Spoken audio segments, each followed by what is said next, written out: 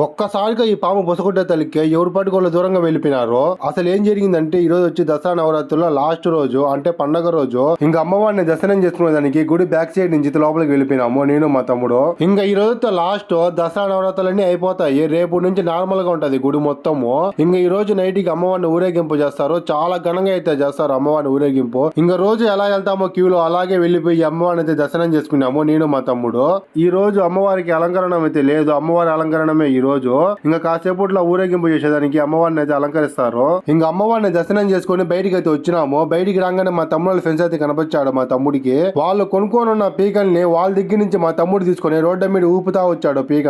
ఇంకా కొద్ది క్షణాలలో రాజంపేట పాదభాష సైకిల్ మొత్తం రచ్చరచ్చగా ఉంటది.